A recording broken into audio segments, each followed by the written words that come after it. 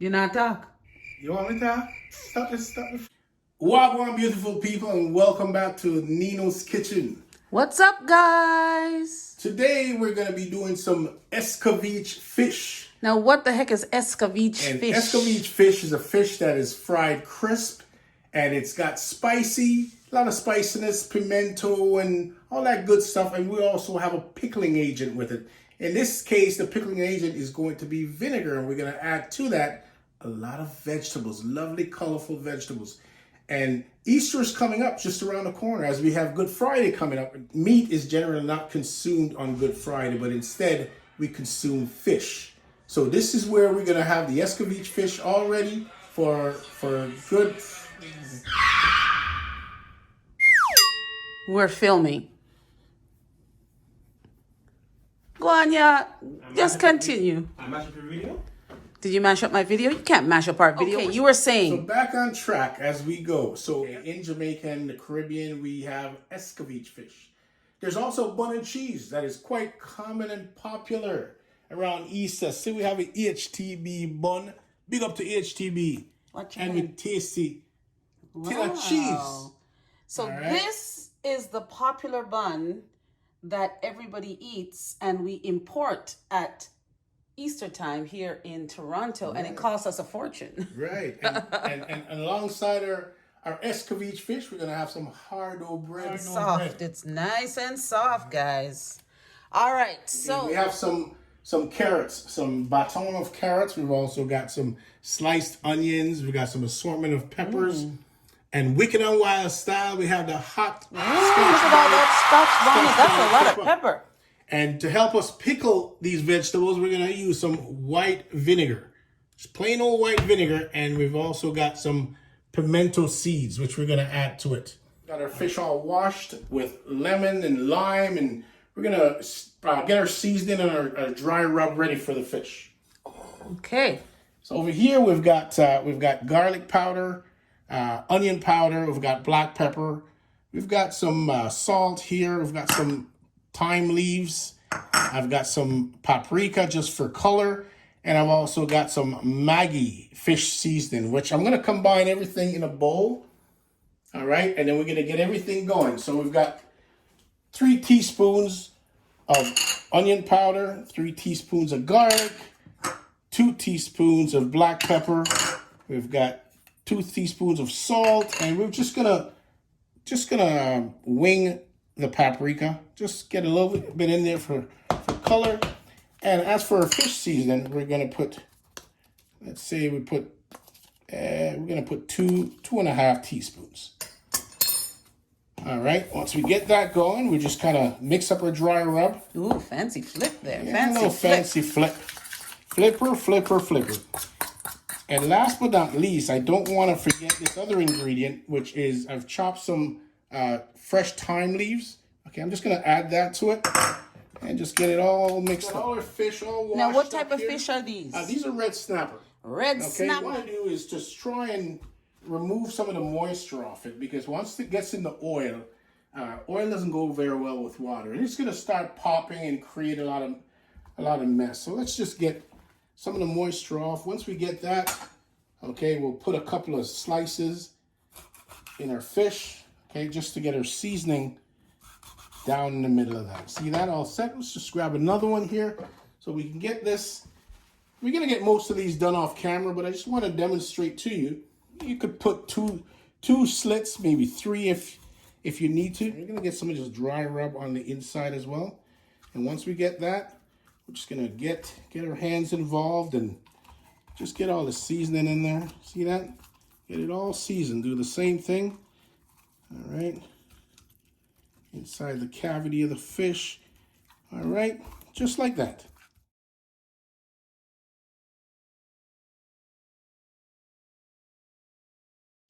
So what's happening here?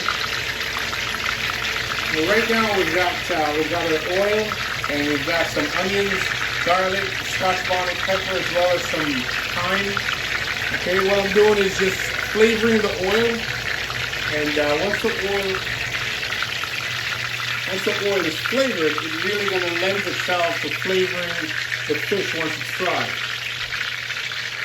Okay, and how long should you leave those things in there getting fried in the oil? Well, a lot of these things can pretty much stay in there the entire time, and you don't really have to take them out. They're gonna be flavoring the oil. What I may do is the thyme leaves I may remove from the oil, but that's gonna break down a lot quicker than the other ones. Okay, the pepper and the onion and the garlic, those will take quite some time. But at some point, I'm gonna remove them once it's all in with the oil and it gets the oil all flavored, and it's gonna transfer itself to the fish.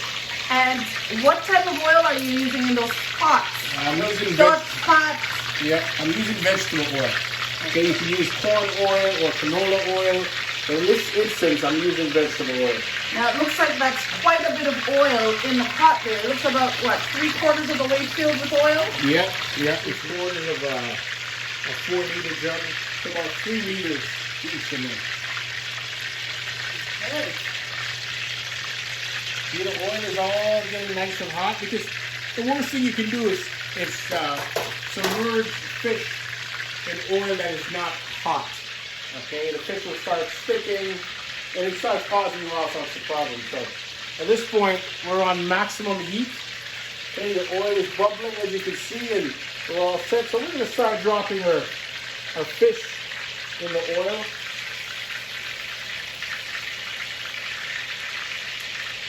All right, here we go. So we just grab a hold of the fish with a pair of tongs and just get her in the oil. Maybe probably gonna fit maybe 3 in each.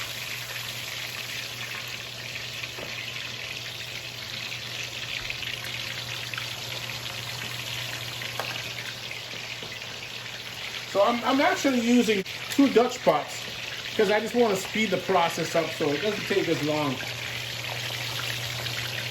Wow. If you guys have ever fried fish in the house before, you know you got to keep windows open and you got to keep the Candles food burning. fans on. And you got to keep The candles burning. Now, my grandmother always taught me that if you're frying fish in the house, you've got to keep candles.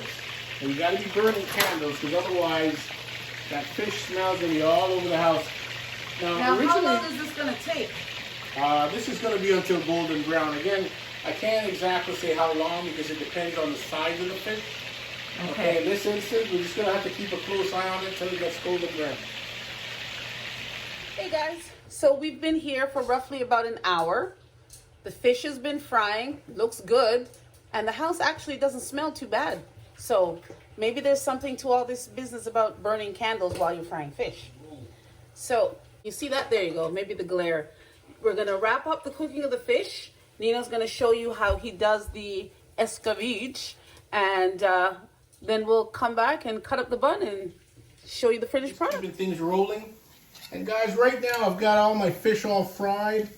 All right. Look at those fish, so fried to a crisp. I'm going to turn my burner back on. I've got a tiny bit of oil in this pan, and I'm going to be putting in some pimento seeds as well as some thyme leaves and my vinegar and all my peppers and carrots and everything in there. And now show us what the onions and the thyme and that stuff look like that you had in the pot with the oil.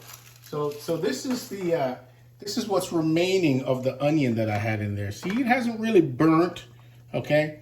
It's just really like, it's literally down to what amounts to a cooked onion, because that's quite edible. You could actually eat that. And the same thing goes for the garlic. There's the garlic cloves, okay? Ooh, that's kind of cool. And the thyme leaf, look at that. There's still some greenery on that, but all the flavor has been removed from that. It is in the oil, which now has marry itself to the fish, and it's going to taste absolutely Okay, so what next? So we've got our stove going here. I'm just going to put a few pimento seeds. About how many of those? And the oil I just shake, maybe, oh my goodness, I probably have about 20 or 30 seeds in there. And the stove is on, what, a high, a medium? Stove's on high at the moment. What I'm going to do is I'm going to be pouring my vinegar in there, and I'm going to allow the vinegar to just get nice and warm, and then I'm going to turn the stove off from the vinegar, and then I'm going to add all my vegetables. I'm going to put the lid on it and let it sit there for about 10 or 15 minutes. before I put it on top of my fish. Okay, sounds good. Okay, so I'm just going to add the vinegar. Now it's bubbling up because the pan is nice and hot, okay? It's going to cool itself down in a minute. Get that in there. And how much vinegar was that you just added? That's roughly about a cup and a half. Wow. Okay. Now once I get my vinegar going, all right, so these are the vegetables that I have for the vinegar mixture. And this, people, is what we call Easter. Okay, and this is what the fish looks like. This is how I like the fish, without anything on it, just fried dry. Look at that, golden, crispy, yum. All right, guys, so my vinegar is all set, so I'm going to be adding in my carrots. I want to get everything in that pot. Just get everything to kind of get to know each other, just talk to each other, just the way I like food to be. I love when food start talking to each other and getting to know each other. Look at that.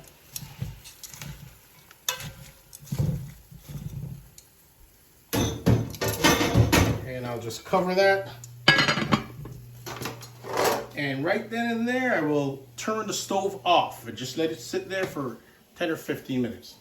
Everything will get nice and pickled and get to know each other, and then we're gonna pour it all over top of the fish, and voila, we're ready. Okay, well, in the meantime, while we're waiting for that, let's see what this Easter bun looks like. That's right, we'll get the bun, we'll get the cheese all prepared and the bun, and we'll get everything going. Get a wet piece of paper towel and we'll just kind of clean off the top of these things. Interestingly enough, in order for us to get the cheese out of this tin, we're gonna have to cut from both sides. Gently push the block of cheese out of this tin, okay? So here we go. So the first series of cuts.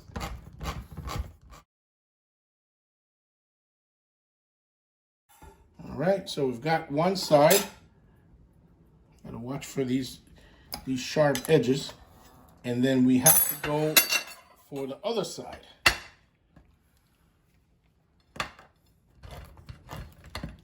All right, so we've got the second side going, and we're just gonna, just like we did the first side, get the knife under there and just pry that up. All right, so that's what it looks like from the inside. Now, in order for us to get this out, we have to start gently, just push from one side, and we will slowly get it out.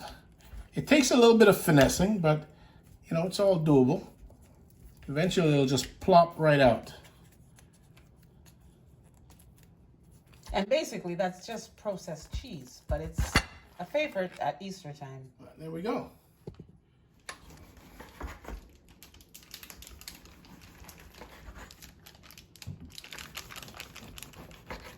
Got a cheese over here. There we go. Get that. Might have to cut another piece. All right. And just cut it in half. There we go.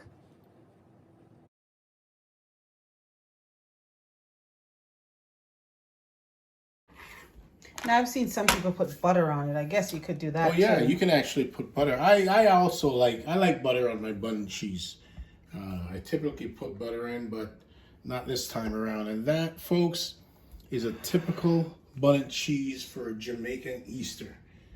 And that is something that we will eat on Good Friday, as no meat is allowed. So it would be another option. So you'll have either fish or your bun and cheese. And as we make our way over, we're going to be adding our pickling agent ingredients on top of the fish. Here we got lots of onions. We've got the assorted vegetables, the carrots, the Scotch bonnet pepper, the pimento seed, and we just kind of sprinkle everything over top. And this typically will leave overnight, and all that pickling agent will just soak into the fish, and it will just make it. You wake up the next morning, it's just absolutely delightful. Smells really good. Oh, it smells lovely.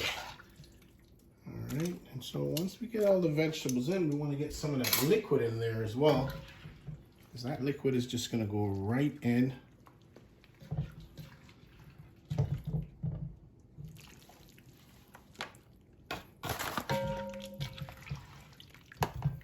And that, folks, is all the vinegar and all the pimento seed. Spread it all over.